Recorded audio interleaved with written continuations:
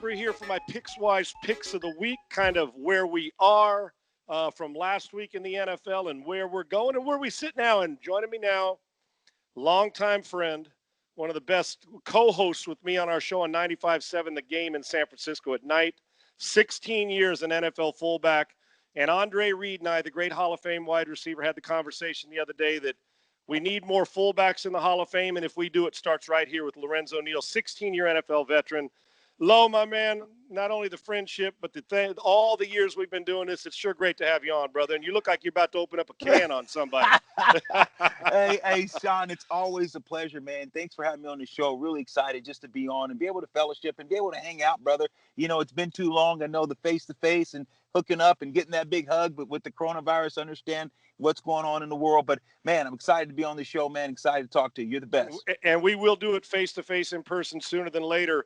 From this to breaking bread and maybe having a cocktail. I don't know, soda pop or something. There we go. We can get it in for sure. Yes, we can. Lo, real quick before we get started, just quickly, you're over.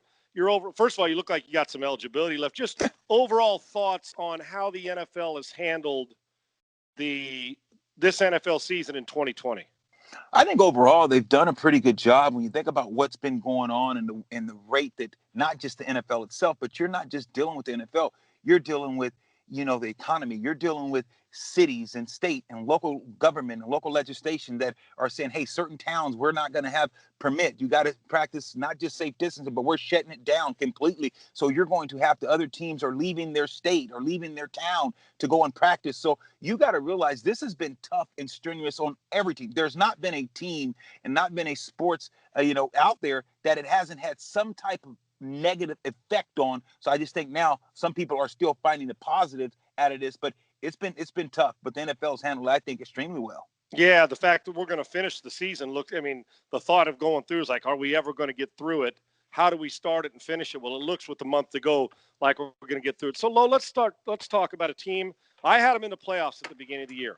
They're now plus 3,000 to win the Super Bowl. And judging from Pittsburgh's loss and Baltimore, kind of a bit shaky, the Cleveland Browns, this is their first winning season since 2007. Damn, you and I were still damn near almost still in the league at that point in time. Right.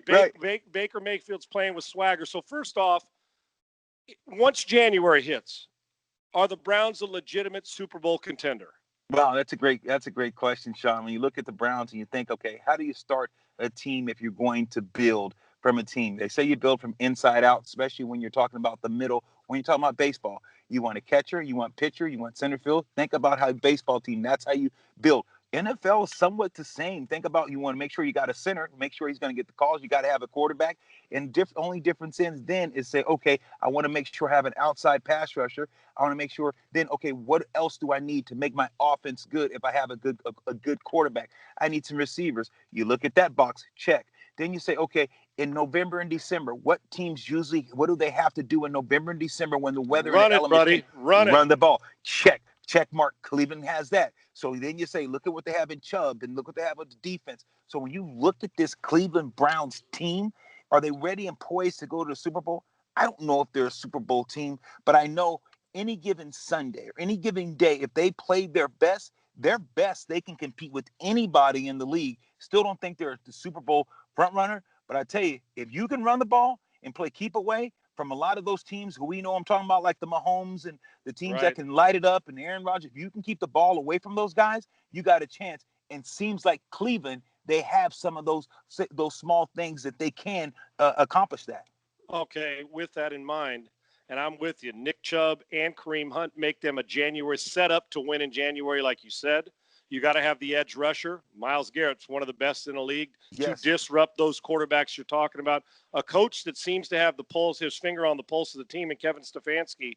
And with this, and you know this, that guy under center that you mentioned, Baker Mayfield, 344 yards, 4 TDs in the win over the Titans, which is a monster win against a good team. Yes. Is it are we too early and premature to say Baker's arrived, or is there still something for you to see, Lo?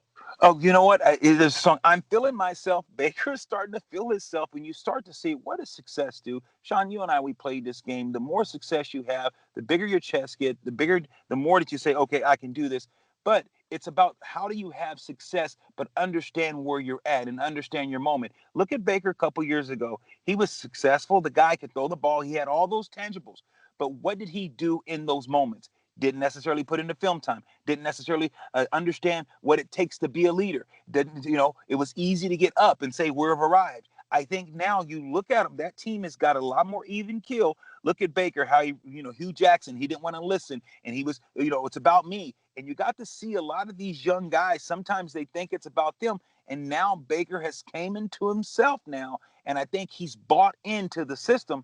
And also, when you don't have another alpha dog, and I'm talking about as far as receiver. Oh, yeah. Now what is happening to that team? What are they showing you? If I'm constantly in your ear doing something to you, kind of beat you down or kind of show that, hey, give me the ball, it takes away from sometimes your reads as a quarterback.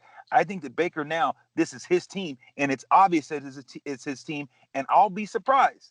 I would be very surprised. I know you're talking about winning the Super Bowl and all those things, but I would be very surprised right now if you had me, if I was a betting man, I would say Odell Beckham is gone. He will not be there after this year. That's a great point, and that's the name you're talking about an alpha dog. And while we know how talented he is, sometimes a fit and sometimes not, the truth of the matter is Baker looks like he's not leaning on that crutch.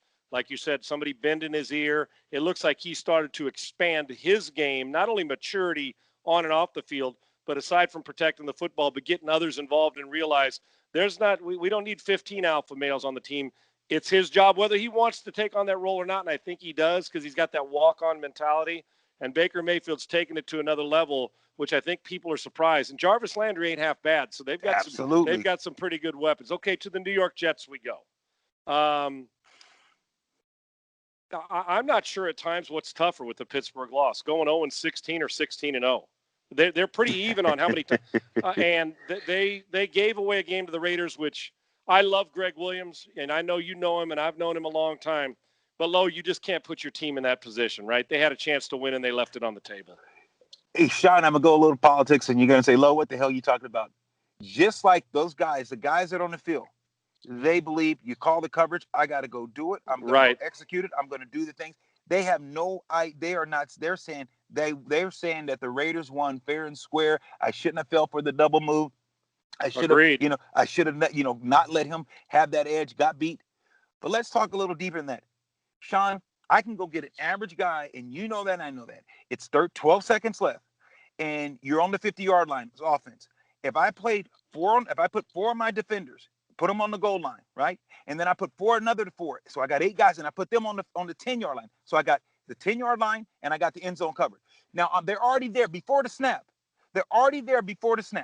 And now you got them only rushing 3. Now, you're the quarterback. Now, you tell me, would you rather have that coverage, or you rather have man-to-man coverage or cover 0? As a quarterback, give me man-to-man cover 0 with a 4-2-7 guy running the stutter move go, the double move. I'm all in. Listen. Greg Williams did not put his team in the best position to succeed, and especially an 0-11 team that their self-worth and self-esteem's got to be real and low. And yes, should you bite on a double move with the guy? No. Should you have backed off? Yes. But damn, even I'm completing that ball against that. You just don't catch, tackle, keep him in bounds. The ball game's over. Sean, and I still can't believe what I saw on Sunday. Sean, it's a conspiracy theory. Here I go. And now I'm coming full circle. Those men, they're playing ball, right? But what about that phone call that comes down and says, you know what? There's a guy in college that, you know what? He's pretty in the face. He's slim in the waist, Goldilocks, sunshine. We like this kid. He's going to sell tickets. He's a good-looking guy. And he goes to work. Clemson, is there a guy in Clemson that might be the number 1 pick overall? You think that quarterback? Conspiracy theory galore, brother. I'm with you. That was Sean. It was such a hard. I was gut, and he fell on the sword. Sean, yes. Our boy Greg fell on the sword, and that's why they ran him out of town. I'm telling you, he would not make Sean. Adam Gase's got to go next, right? Adam, you can't survive this, right? No. And Lo, I'm a diehard Oakland. Here's how painful this was. I'm a diehard Oakland. Well, I call him Oakland, but the Las Vegas Raider fan. My entire life, that's my team. Right. And when they threw the touchdown and they're battling for a playoff, dude, I was sick. Me too. And my team won.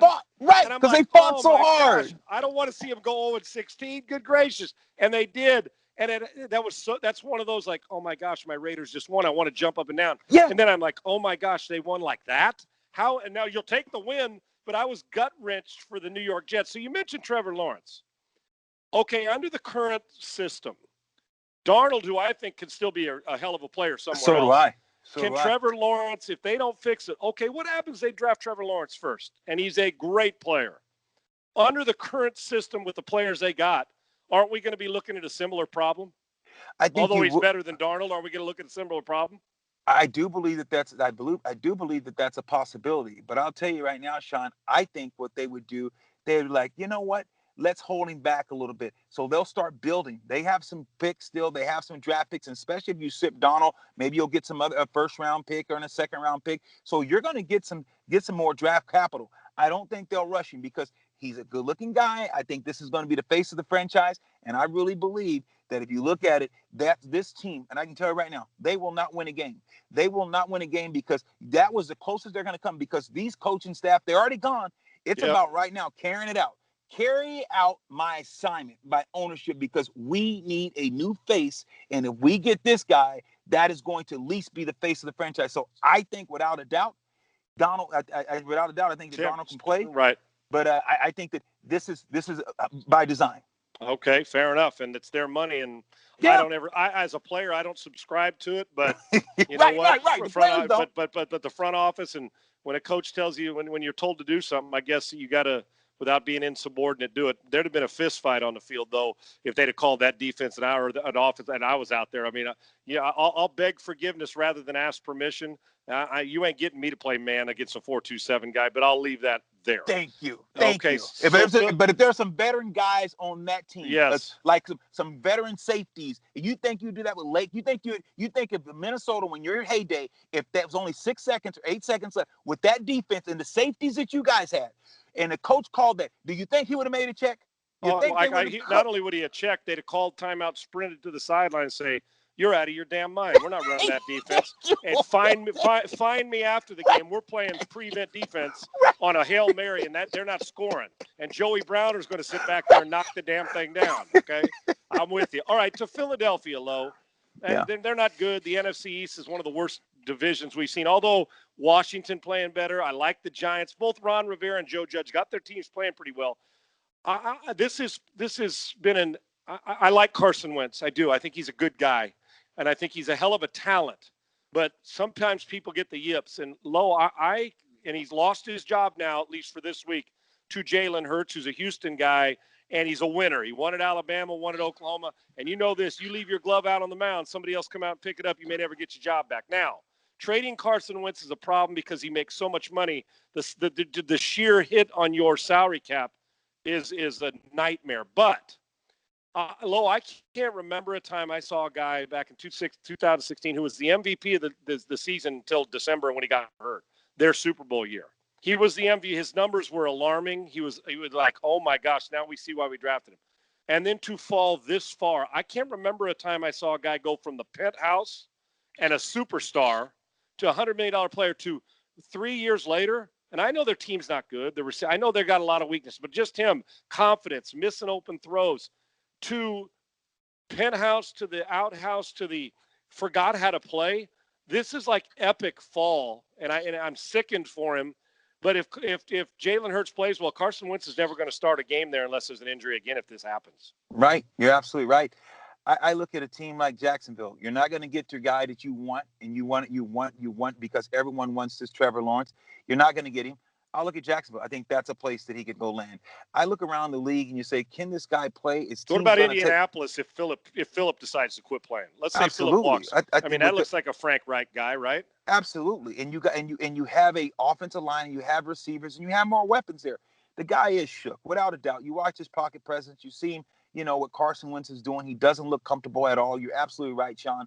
But here's a guy that I think needs a fresh start. He was doomed once they won the Super Bowl. Once they won the Super Bowl, you got to realize people want, and that's why they had to ship him out of there. When they won the Super Bowl, what was the first thing everyone wanted to see? Who as the quarterback? Nick Foles. Nick Foles. And they said, you know what? We got to get him out of here because everyone's going to look over. He's going to be looking over his shoulder. They got him out, and just Carson hasn't answered the bell. I think Philadelphia's a tough place to play. It's a tough place to, especially as a quarterback if you ain't winning. So I think that he should get in. He's going to, without a doubt, he's going to get another start, another opportunity. It's just a matter of where, and especially with that salary. I just think that it may be tough, but I'll tell you right now, I think that there's going to be some suitors, and they'll take his salary on. Oh, there's no doubt. There'll be a couple teams standing. As bad as Wentz is now, I guarantee there's guys that say, you know what, he comes to my place, we'll make him a star again. All right, with that, they're plus 1,400 to win the division. Would you bet a dime on them winning the division right now? No, Philadelphia? I would Not not. one nickel. Okay. Not one nickel. I think when you look at my team there, and Sean, I've been saying it for a couple of weeks, it's the Giants. I think the Giants when you look at them, especially they don't have their starting quarterback, his hamstring, but think about defensively and how they're able to run the ball. The Giants are feeling themselves. This is a team, you look at it, when you talked about it several weeks ago, I knew that they've arrived, and I knew that they were a lot better when the way they played Tampa Bay. I know Tampa ain't played great. They had that game too. And I said, this team is going to win that division, in my opinion. Lorenzo Neal, in case you didn't notice, a 16-year NFL fullback, should be in the Hall of Fame if we put fullbacks in like we should. Him, Daryl Johnson, that's where it starts. That's the top shelf. That's where the food chain begins at the top with Lorenzo Neal, Daryl Johnston. He should be in. Joins me here, 16-year NFL pro, longtime friend, right here on our Pickswise NFL Insight of the Week. And we'll get you a few picks here at the end. As we start to wind down, low, we get to our Chargers team. No longer our San Diego Chargers, but our LA Chargers team. Both of you are very familiar with that city and team and franchise. I think Anthony Lynn's a good coach, and I think he's a good guy. But I don't think he's gonna last this, because I look at that talent on that roster. Low. Now they've had some injuries every year. It seems like an injury hits them. But when you look at that talent, Yes. It's inexcusable for them not to be in a playoff picture every year. I agree. I totally agree. And here's the thing, and Anthony Lynn, personal friend of mine, and I know Anthony Lynn. Right. I get down there, and they have me come in and do rookie symposiums and come in and talk to young guys about finances. So I'm very familiar with the Charger organization. Love Dean Spanos and AG Spanos, all the his sons now that are running the team. But I'll tell you right now, without a doubt, after a year he's gone. Now here's the thing. I think they might lose every game. He's not going to be fired during the year. I just think, and I'm just me, and I can say this because, if you said, then, the people, believe it or not, they might say, oh, what's Sean saying? Oh, Sean saying, bringing racism to politics. I think the state of where you're at, and talking about particularly like California, and just the different things that are going on in our country and where we're at today, I think that the Chargers are doing an amicable deal to saying, you know what, let this guy finish. There's enough going on in the world, justice and racial injustice and all the different things. There's a push. So I think that they're just being sympathetic to that and understanding if this wasn't in this particular time, because he's married to being fired. They could fire him. He could have been fireable last week. You lose 45-3, should have been fired, right after the plane ride, drive back. Hey, come see me. We're going to go in a new direction. Telling you right now, that is the only reason, and I do understand why. Just probably wouldn't look as good, but I'm telling you, after the year, you cannot stay with Anthony Lynn. And I love the guy. He's a great man. He's a good coach. He's going to land on his feet, be an offensive coordinator, DC again, but he's done. 45-0. They got shut out to the Patriots. I do believe there's a future there, and it starts at quarterback. He really has. I mean, he's minus 450 to win the Offensive Rookie of the Year, and I think as long as he doesn't fall on his face the last month, I think he is obviously the lead dog. And there's some good players, and Burrow being out, and Claypool in Pittsburgh's had a hell of a season too. But is this a star in the making? I mean, there's a lot to like: a roster, the city, a new stadium. And they're building it with a quarterback who I think jumped on the scene quicker than most of us thought in Herbert. No question. Justin Herbert definitely got on the scene quicker than anyone thought. His demeanor, when you look at him, he seems quiet, soft-spoken, but he was looking for this moment. And this guy, the moment didn't get too big for him. And you think about what he's been able to do. He's big, he's tall, he's strong, he's mobile, can get out of harm's way. He's a big guy, and he can run. So he's a guy that when you lose a Phillip Rivers and now you think, okay, my franchise, I got to speculate that I'm going to find my guy. You got a quarterback that has just as big, if not bigger arm than Phillip, but is way more mobile and also bring in third down, if you're in 3rd and 7 or more and a team saying, you know what, we're not going to play sticks. We're going to play man-to-man because we want to get the ball. This guy, and then once you run guys down the field, 3rd and long, he is that type of quarterback with the rest of those scrambling guys that can pick up 7, 10, 12 yards with his legs, especially when people are running off. That's what makes him unique. Like a lot of these quarterbacks, the Mahomes, the Russell Wilsons, the certain guys, the Aaron Rodgers, in his prime. Josh These are Allen those now. Josh Yeah. Allen, without a doubt. These are those quarterbacks that you got to have. Now you can't, if you rush or if you drop back and play man-to-man and you clear out, they're going to take off. He's one of those guys, just like those guys. 2.5-point underdogs against the Falcons this Sunday. You give them any chance to get inside that and win the game? No, I just think the Falcons, you look at them, they're playing, they got a new coach, they fired their head coach, and so you got an interim. They played the Saints great. They beat the Raiders a week ago. They were on a roll. I just think continuity-wise and still believing that they are, and you got a quarterback that's a veteran quarterback in Matty Ice, even though it's should be a good game, I take those points, and I'd be all over Atlanta Falcons. Yeah, I'm giving those away as well. I think Atlanta wins. This is like a 2-field goal game. I think they win by a touchdown. I do. Just they'll make a few more plays in the end with them. And real quick, future head coaching targets. We got Bieniemy, Brian Dable, Robert Saleh. Anybody in mind just come to the top of your head for the Chargers that you'd like to see? You know what? A guy that's played for that organization, and me and you both know, is Bieniemy. Here's a guy. I love EB, man. Yeah. Me and you might get a coaching job if he gets it. Well, hey, I'll be on the first plane, brother. I'm in.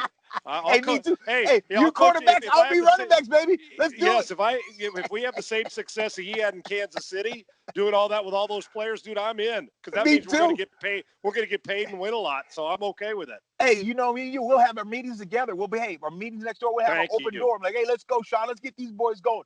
But That's right. I think Bieniemy is a great, but with Robert Saleh, what he's been doing, just as a D coordinator, DC is, and look how he has, of course they had a tough outing the other night, San Francisco, but Robert Saleh is also a good coach, a very good coach. But I just think that the Chargers, I really believe they're going to go with an offensive-minded guy because you have a young quarterback. Take it, for instance, what the Rams did. They went out and we know Fish, he's a great coach, Jeff Fisher. But you know what? He's a defensive-minded guy. And what did they do? Right when, you had Goff, didn't necessarily flourish because, Fisher, not saying that Fisher was the problem, but he was a defensive-minded guy. So now once Fisher leaves, you bring in an offensive-minded guy. And look at Goff, how I'm not saying he's a great quarterback, not saying that he's above average, but I'm just saying, but his game has went up tremendously once he got an offensive-minded coach. I think that this Charger team is in the same situation that since you have a young and up-and-coming quarterback, you want to make sure that you have your quarterback with the right guy, because you always said it. You don't have a quarterback, you don't have that tool piece, you don't have nothing. That's right. Lorenzo Neal, Sean Salisbury here, our Pickswise NFL Talk of the Week. Patriots, Rams, and then we'll get to 3 quick picks. Just the Patriots, well, it's Belichick. They're plus 490 to make to the playoffs. Do you look at them as a playoff team, the Patriots right now, low? Can they do this? They're a team, man, that is so inconsistent. They're so volatile. I think you got a guy in Cam that at times he's pressing. At times he wants to show that he wants to go. He's thinking about, okay, I was $100 million man. Now it may be there may be a chance that I'm only going to be a $4 to $5 million, which is great money, but I'm only going to be maybe anywhere from 3 to 10 instead of making 20 to 30 million. So this could be his finest hour. If Cam Newton and Belichick is able to get to the playoffs and run this table, I think that you will see a huge surge for Cam. And the thing about it is, I like them when against the Rams. I think when you look at where they're up against it. There's no tomorrow. Belichick's coaching them hard. Belichick's coaching Cam hard. And this is a team that has a lot to prove. These guys want to show Tom Brady that, hey, we can get there without you. Belichick wants to know nothing more but to show Belichick and show Tom Brady and the rest of the world that he can get to the playoffs without the greatest quarterback that ever walked on the face of the earth, possibly. So I look at this. It's going to be a very, very competitive game. This is not a one-way game. This is not going to be a runaway game. This is going to be a very competitive game. All right. So with that in mind, is Jared Goff in his losses? He hadn't been good at all. He's like he's turned it over 9 times with 5 TDs. You said he's not a great quarterback, but he's improved. And I would agree that when he's good, he's really good. Sure. 14 in their wins. He's 14 against 2 with touchdowns to interceptions. They're still they're on track. They're like minus $155 to 155 to get to the win the division. If I said right now, Low, I got $1,000 in front of me, I want you to bet it on one team, would you bet that the Rams are going to win the division? Whew, it'd be out of them in Seattle, but I just think the Rams are a better team overall, Okay. better defense, better offense overall. Not better than Russell Wilson, not better than Kyler Murray, but just overall, I think there's more weapons. So I would definitely take the Rams. Though I don't think the I would Rams. too. Would you? The Russell Wilson scares me if I'm It making scares that me. pick. Yes. But if I Yes. had 1,000 and had to bet it on one team right now, the Rams would be it to win the division because not only they're well coached, but Goff, like I said, they know how. At 8 wins right now, it's going to come down to the final week of the season. But I would probably choose them slightly because I think their defense is better than Seattle's. Me too. You got them beating the Patriots? If this was in New England, I would switch this. I got this a late field goal. I got this inside of 3 or 4 points. I'm going to take the Rams because I think that they're better, but keep an eye on the number of attempts. If Cam Newton's passing attempts are down, Patriots win the game. Okay. That means that they're playing in front and controlling it, and Goff's not going to get a lot of touches. But if he protects the football, meaning Goff, Rams win. But I'd take the Rams in the game. Okay. That's me. So, yes, and I'm betting that 1,000 on the Rams. There you go. Yeah, right. I'm with you. There you go. All right. And let's look ahead real quick, Lo. Get through 3 quick games, a little Pickswise, so we can help these folks know what the gambling lines are. -2, the Indianapolis Colts at the Raiders. Raiders off this emotional win. People are still pissed at the Raiders, even though they won and beat the Jets. Can the Colts go into this football game and beat the Raiders? -2, Colts are the favorite. Colts win this game. Colts win this game. They're physical on defense. They play better, and their offense is getting it going. They can run the ball. They can do some things. I look at that defensive front. DeForest Buckner. He's a man child. He's a problem, and it's going to be interesting because the Raiders got a pretty good offensive line at times if everyone's healthy. Looking forward to that matchup. This game's going to be won and lost in the trenches, and I'm going to have to give that edge. It's Indianapolis Colts. Yeah, as much as the Raiders are my all-time team, and they're the team I will stand on the high heavens and root loud for. I agree with you on the Colts. I think that they'll run it well enough, keep Phillip Rivers upright, the ball come out quickly. I think this is a field goal game. I think the Colts do win it, and I'm concerned the Raiders with their emotion. How are they going to respond after that one against the Jets? The Colts are real, but their defense is also very real. And the Raiders are going to have to make some big plays. You're not going to be able to grind it out against the Colts. So I'm with you. I'll take the Colts by a field goal. Vikings at Tampa, 2 teams with playoff aspirations. Here we are. Kirk Cousins starting to put up numbers as he always does. Can he do it in the postseason?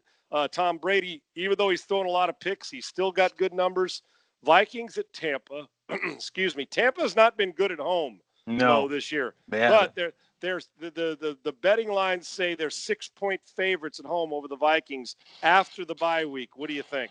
Yeah, I'm good. You have 2 weeks to get ready after the bye. I'm gonna go with the Tampa Bay Buccaneers, and I got them covering. And here's the thing too, Bruce Arians, you and I both know him, and everyone's talking about how he's calling Tom Brady out in the paper and doing those things.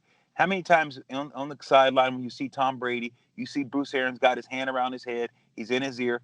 Bruce Arians respects that man so much. He's afraid of Tom Brady. He's just telling Tom, "Hey, I'm gonna have to go. I'm gonna have to go after you. You have to say a couple things in the media." I'm telling you, Bruce Arians is a fox. He knows I love that guy. I'm telling you, I know they think that he's jumping on. He's got to call out Tom on those situations, and Tom acknowledges that. But at the same sense, I don't think there's a problem in Tampa as far as Bruce Arians and Tom Brady not getting along. Bruce is too good of a guy. He wouldn't call him out without telling him. Tampa must stop the run.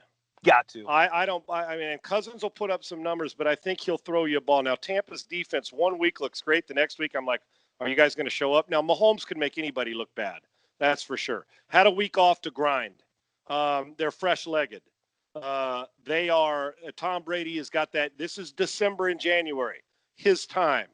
This is a team that thinks that they're better. They've got 5 losses, and like I said, they've been hammered at home. But after this, taking time off, as long as you don't let the running game of Minnesota run haywire on you, at -6, I'm tempted, Lo. I'm tempted to think that the Vikings are going to get inside this. This seems like a big number, but then that also awakens me thinking -6, that much time off. the Vikings trying to get into this playoff, Tampa trying to keep pace. I'm going to take the Buccaneers by a touchdown. I am. I think this is one of those.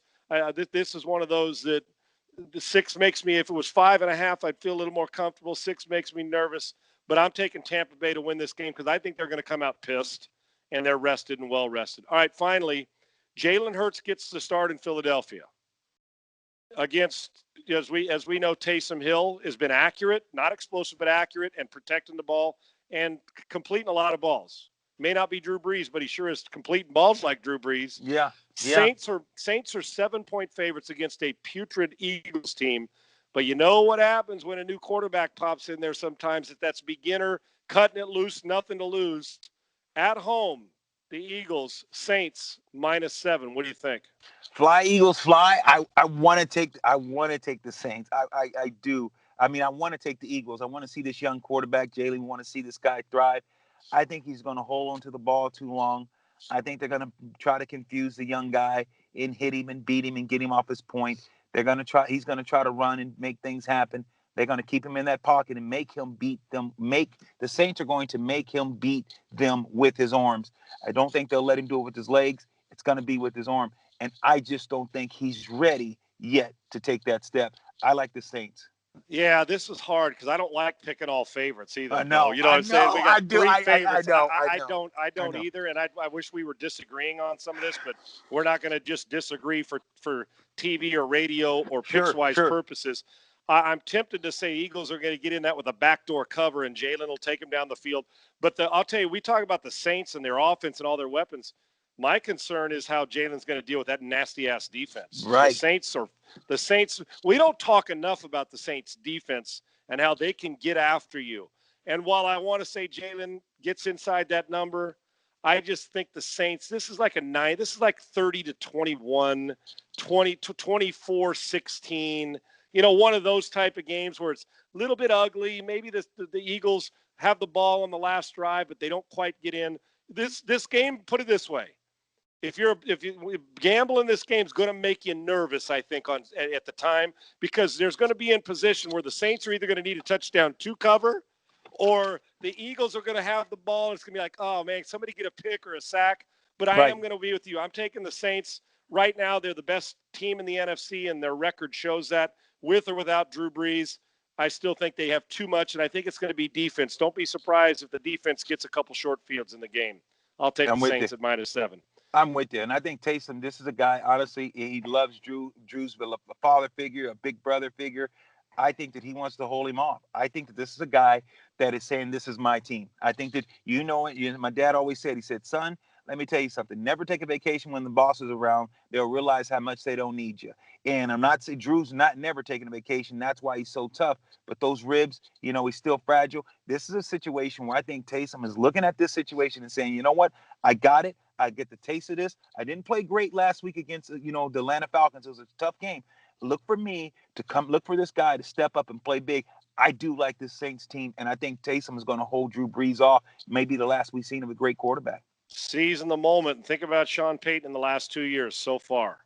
He's 8-0 with a backup quarterback, 5-0 with Teddy. He's 3-0 with Taysom Hill. This dude knows how to coach people and teach and get them to play their best. Lo, this has been great stuff for Pickswise, man. We could talk on here. We could actually do a full novel on here talking football, you and I, and life, my man. I will see you on our show later on 95.7 The Game in San Francisco. There is nobody better than you, brother. I love you, and I appreciate you. Thanks for joining me today. Love you too. My man, love you, brother. Be good.